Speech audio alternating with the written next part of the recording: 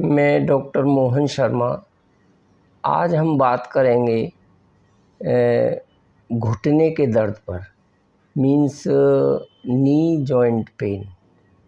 तो इस knee joint pain का जो मेन कारण है वो हमारे शरीर में एक लुब्रिकेंट होता है जिसको हम कोलेजन बोलते हैं, और यह लुब्रिकेंट हमारे पूरे शरीर को ठीक रखता है। मीन्स उसके अंदर स्मूथनेस पैदा करता है। तो वो हमारे शरीर के अंदर भी होता है, हमारी स्किन में भी होता है, हमारी हड्डियों में भी होता है और जॉइंट्स में भी होता है। अब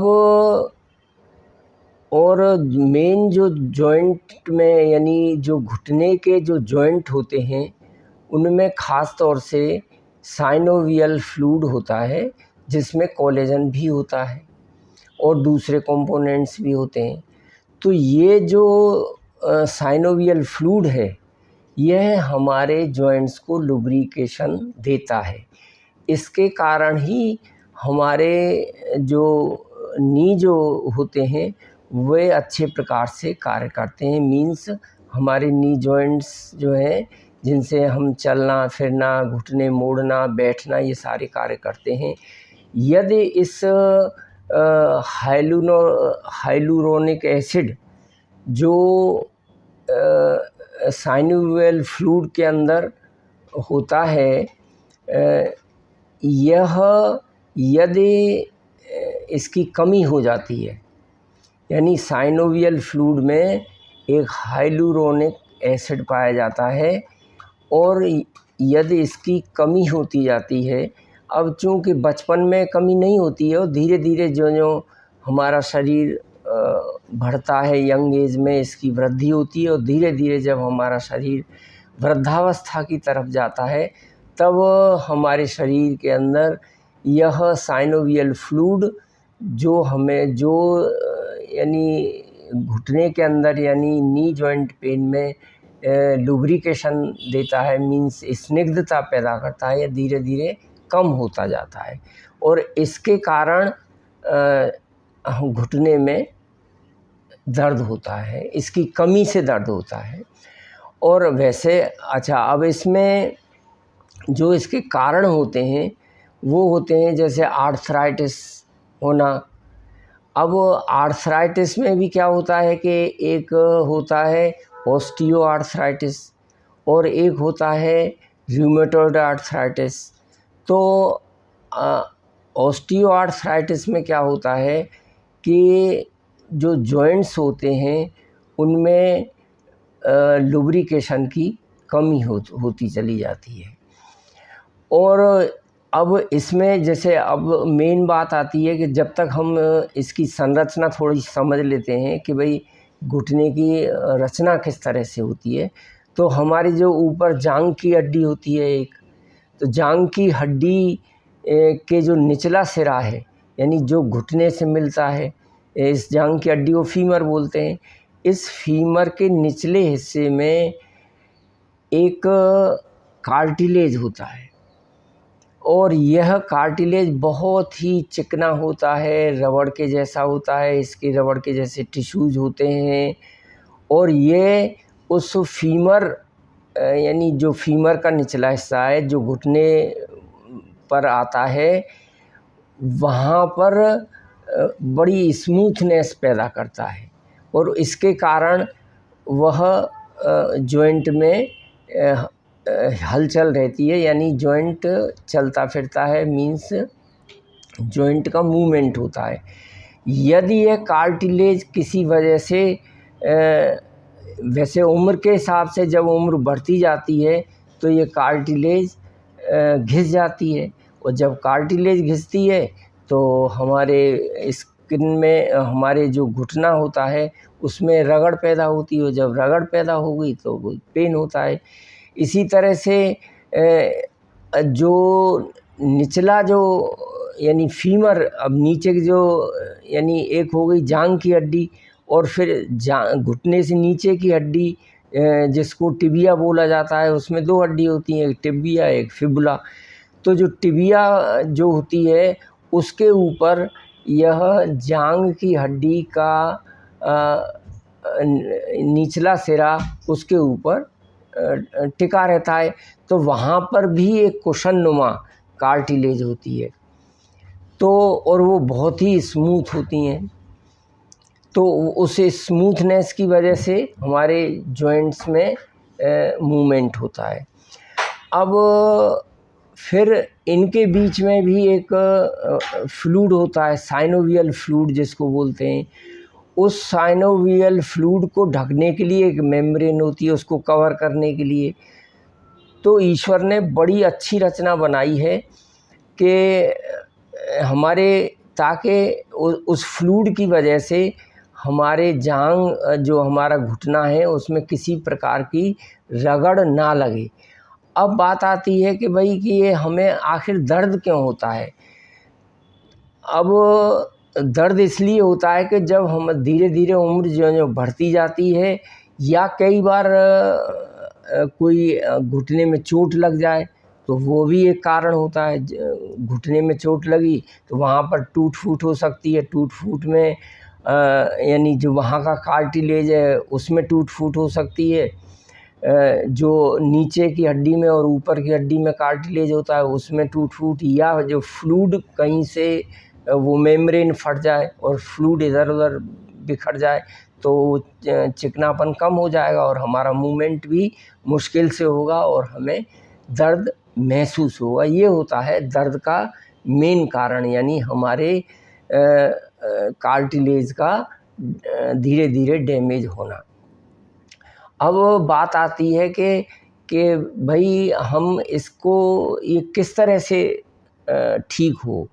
यानी अब हम एक चिकित्सा की बात अगर करते हैं तो इंडियन सिस्टम ऑफ मेडिसिन में, यानी कुछ मेडिसिन हैं। अगर मेडिसिन की बात करेंगे पहले हम, लेकिन उन मेडिसिन्स को डॉक्टर की सलाह से ही लिया जाता है, उसको वैसे अपने आप न लें। यानी ऑस्टियोआर्थराइटिस में त्रयोदशांग गुग्गुल लिया जाता है, यानी जिसमें हमारी जॉइंट्स में किसी तरह की घिसावट वगैरह आ जाती है तो उसमें त्रयोदशांग गुग्गुल की कुछ टैबलेट आती हैं वो ली जाती हैं।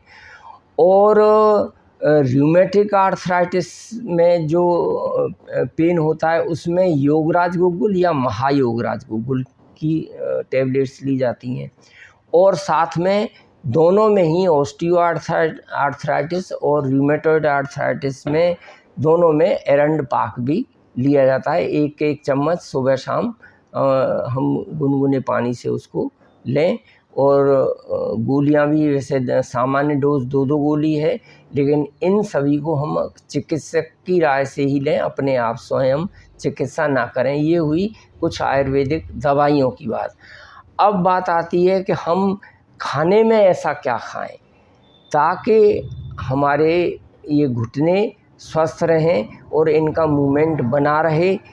तो देखिए, वैसे तो ये जो हाइलुरोनिक एसिड जो होता है, यानी जो जिसको हम कोलेजन भी मान सकते हैं, तो ये स्वयं ही बनता है। यानी हमारे जो हम कुछ छोटी मोटी एक्सरसाइजेज होती हैं, वो एक्सरसाइजेज यदि हम करते हैं तो उनसे वो बनने में सहायता मिलती है, मीन्स वो बनता है। और ये स्वयं ही बनता है, अंदर से ही बनता है।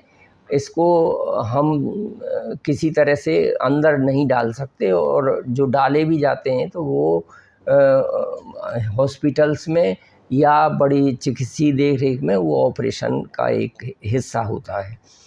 तो अब हम इसमें खाने में ऐसा क्या करें। तो खाने की जब बात आती है तो इसमें देखिए, यानी जो हमें कुछ वायुनाशक चीज़ें, जो वात को, यानी जो पेन का जो मेन कारण होता है वो वायु का होता है। तो इसमें कुछ हल्दी वगैरह है, हल्दी है, अदरक है, ये चीज़ें इनको लिया जा सकता है। कुछ फ्रूट लिए जा सकते हैं, जैसे अनार है, पपीता है, इन चीज़ों को हम ले सकते हैं। कुछ विटामिन सी ली जा सकती है और कुछ विटामिन डी वाले पदार्थ लिए जा सकते हैं। दूसरा ये है कि यह जो है यानी इसमें जो कैल्शियम युक्त हम खाना लिया जा सकता है। इसमें ख़ास तौर से जैसे गाय का दूध, यानी गाय मीन्स इसमें गाय से मतलब है गाय, देसी गाय का दूध, वो भी बहुत ज़्यादा नहीं, थोड़ा बहुत, मीन्स 1 गिलास अपन उसको पिया जा सकता है। अच्छा, दूसरा है कि इसमें ओमेगा 3 फैटी एसिड, जो ओमेगा 3 फैटी एसिड्स जिसमें होते हैं, उन खाद्य पदार्थों की अगर हम आपूर्ति करते रहें तो हमारे इसमें ये जो लुब्रिकेशन है वह भी बना रहता है। अब ओमेगा 3 एसिड, फैटी एसिड किस में होता है? देखिए, यह बादाम में होता है, अखरोट में मिल सकता है, अलसी में मिलता है। अब अलसी को क्या किस तरह से लेना चाहिए? अलसी को लेकर के थोड़ा रोस्ट कर लें, मीन्स थोड़ा सा भून लें और उसका पाउडर बना लें और 1 चम्मच हम उसको दिन में ले लें। तो इससे हमें ओमेगा 3 फैटी एसिड की हमें पूर्ति होती रहती है। और ओमेगा 3 फैटी एसिड जब हमारे शरीर में होगा तो हमें वो लुब्रिकेशन बनाने में बहुत ही सहायता मिलेगी। मीन्स जो साइनोवियल फ्लूइड है उसको बनाने में बहुत सहायता मिलती है।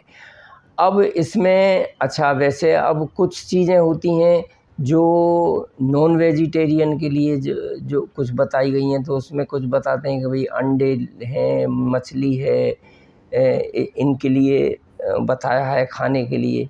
कुछ मछली के फ़िश ऑयल निकाल करके उनके कैप्सूल बनाए जाते हैं, तो वो लिए जा सकते हैं। पर वो जो नॉन वेजिटेरियन हैं उनके लिए हैं, और जो वेजिटेरियन हैं उनके लिए अपनी ये सारा चीज़ें ली जाएं। अब हम क्या न खाएं, बात ये आती है। तो हमें देखिए, जो यानी पैक्ड और प्रोसेस्ड चीज़ें, जो चीज़ें पैक्ड की जाती हैं और जो प्रोसेस्ड बनती हैं चीज़ें, जैसे ब्रेड है, पिज़्ज़ा है, बर्गर है, ये जो बहुत सारी आजकल ये जो चिप्स वगैरह जो पैक करके मार्केट से आती हैं, उन चीज़ों को हम नहीं खाएं। और हम शुगर अपने में खाने में बहुत कम मात्रा में लें, ख़ास तौर से चीनी का सेवन ना करें। और जो नॉन वेजिटेरियन हैं उनके लिए कहा है कि रेड मीट वो बिल्कुल नहीं खाएं, नमक कम से कम लें। और इसमें एक आयुर्वेदिक प्रोसेस है कि वो मालिश करें, यानी मालिश मीन्स हम जो अगर घुटने में, जिस घुटने में भी पेन है या दोनों घुटनों में, तेल की हल्की मालिश करते रहें तो उससे बहुत फ़ायदा मिलता है। एक प्रोसेस होता है यानी जानू बस्ती। जानू बस्ती क्या होती है कि यानी घुटने पर किसी भी एक जानू यंत्र आता है, जानू बस्ती यंत्र आता है, उसको लगा करके उसमें तेल भरा जाता है। तेल में मेडिकेटेड तेल भी ले सकते हैं, मीन्स महानारायण तेल ले लें, बला तेल ले लें, और भी जो भी वातशामक तेल हैं वो ले सकते हैं। और नहीं अगर मिल पा रहा है तो हम ये तिल का तेल ले लें, या हमारे पास जो भी तेल हो उसको ले लें। यानी हमें उसको, उस जगह को लुब्रिकेशन देना है, और उसके बाद में हम हल्की हल्की मालिश कर लें। अब कुछ लोग ये कहते हैं कि भाई अरे मालिश से क्या होता है? तो देखिए, मालिश करने से, यानी बहुत रगड़ के मालिश नहीं करनी है, हल्के हाथ से मालिश करनी है। तो मालिश में क्या होता है कि हमारे शरीर में यानी हमारे स्किन में फाइब्रोब्लास्ट सेल्स होती हैं, वो मालिश करने से वे सेल्स स्टिमुलेट होती हैं, और जब वो स्टिमुलेट होती हैं तो उसके स्टिमुलेशन से कोलेजन का निर्माण होता है, यानी कोलेजन बनता है, अधिक बनता है। कोलेजन मीन्स वही लुब्रिकेशन, यानी साइनोवियल फ्लूइड, एक तरह से यही मान के चलें। तो वो कोलेजन जो है वो हमारे पूरे शरीर में स्मूथनेस लाता है। तो इसी तरह से वह यानी मालिश हमारे घुटने में ही नहीं है, यदि हम जहाँ पर भी मालिश करेंगे तो हमारे शरीर में कोलेजन बनेगा, जो कि हमारे घुटने, हमारी स्किन, उन सभी को स्मूथ रखने का काम करता है। अब हमें एक चीज़ इसमें बहुत अच्छी लगी कि यदि किसी को किसी भी तरह का पेन हो तो उसमें हमें ये सब खाने पीने की चीज़ें हो गई, कुछ हमने दवाइयाँ भी बता दी, और एक चीज़ और है कि 1 चम्मच गिलोय चूर्ण का 1 चम्मच गिलोय चूर्ण ले लें, और उसमें 1 चम्मच घी मिला लें, देसी गाय का घी, और उसमें 1 चुटकी भर सौंठ ले लें, और उसको हम सुबह सुबह खा लें। फिर उसके बाद में हम कुछ देर तक, जब तक भूख नहीं लगती तब तक हम कुछ नहीं खाएं, और इस तरह से हम उसको 1 टाइम या 2 टाइम, दोनों टाइम भी ले सकते हैं। दूसरा एक है नस्य हम प्रतिदिन लें, यानी जो नस्य की क्रिया है, यानी नाक में तेल अथवा जो, चूँकि वायु का प्रकोप है तो वायु में तेल लेना चाहिए। तो वैसे तो अणु तेल आता है, यदि अणु तेल नहीं मिलता है तो हम तिल के तेल का 1 या 2 बूंद अपनी नाक में डेली डालें, 2-2 बूंद डाल दें, तो उससे हमारे शरीर में, हमारे पूरे शरीर में लुब्रिकेशन रहता है। ख़ास तौर से हमारे ऊपर के जो हिस्से हैं उनमें भी लुब्रिकेशन रहता है। तो हमें किसी न किसी तरह से अपने यानी जो शरीर में कोलेजन की मात्रा को बढ़ाना है। कोलेजन मीन्स वही साइनोवियल फ्लूइड से मतलब है जो हमारे घुटने में दर्द का, उसकी कमी से घुटने का दर्द रहता है, और उसकी पूर्ति होने पर घुटने का धीरे धीरे दर्द समाप्त हो जाता है। तो ये कुछ छोटे छोटे उपाय हैं, और सही मायने में चिकित्सा हमें जब भी लेनी है, और ये सारी चीज़ें जब भी हम करें तो एक बार हम अपने चूँकि ये आयुर्वेदिक चीज़ें हैं तो आयुर्वेदिक डॉक्टर से अवश्य ही परामर्श ले लें। इसी के साथ थैंक यू, धन्यवाद, जय हिंद, जय भारत।